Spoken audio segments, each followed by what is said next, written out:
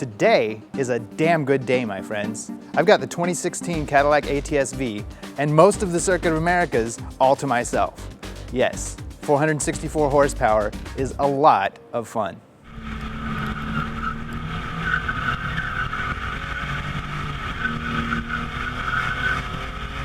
So, aside from a 464 horsepower twin-turbo 3.6-liter V6, how is the ATS-V different from the regular ATS? A bunch of ways.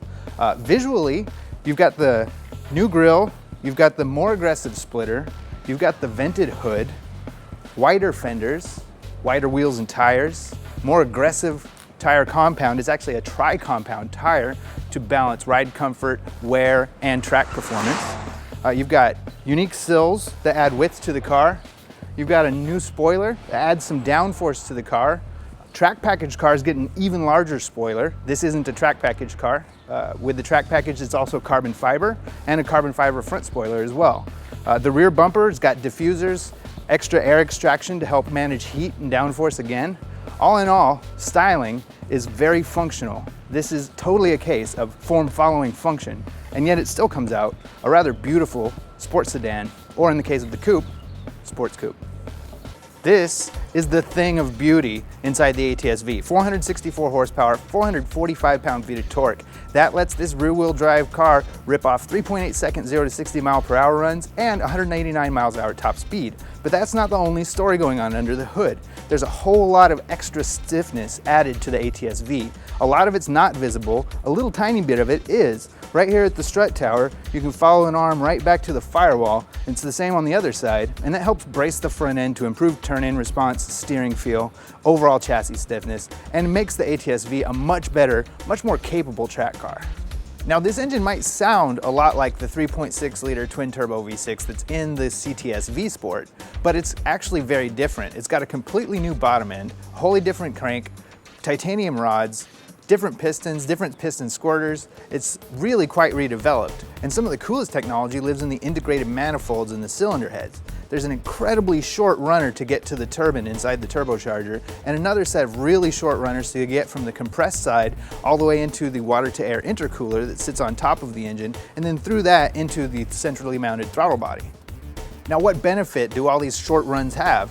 Pretty immediately obvious stuff when you're inside the car. It really reduces the turbo lag by reducing the induction path the air has to go through to get from outside the car to blowing up inside the cylinders, which is exactly what you want in order to get that 464 horsepower to the rear wheels, to the ground, and to get you out towards the horizon. It's an excellent system. It really works, and you can really see it. The engine almost responds, almost, not quite, but almost responds like a normally aspirated engine. And now to answer the question you've been wanting me to get to since this video started. Does this, the ATS-V, really take on the BMW M3 and the Mercedes-AMG 63S on its own turf? The answer is yes, it really does. Unlike the CTS-V before it, the ATS-V is smaller, it's more compact, and it's more directly aimed at those German competitors. So if you can get over your brand snobbery and get into track whoring like me, you're gonna love the ATS-V. Inside the cabin, there are a few differences, but they're mostly visual. Some of them are functional. There's some new appearance factors. You've got the suede interior, you've got the carbon fiber trim, but most importantly, you've got the Recaro seats, which are really very comfortable despite being very heavily bolstered. And a huge degree of that comfort comes from two things. One, Cadillac co-developed these with Recaro. So it's a Cadillac seat with Recaro structure, Recaro design. But more importantly, it's hugely adjustable. So whether you're 6'2" and 230 pounds like me, or 5'6" and 110 soaking wet, you can get this seat to hold you in place and keep you comfortable, whether you're bombing around the track or hitting a nice long road trip.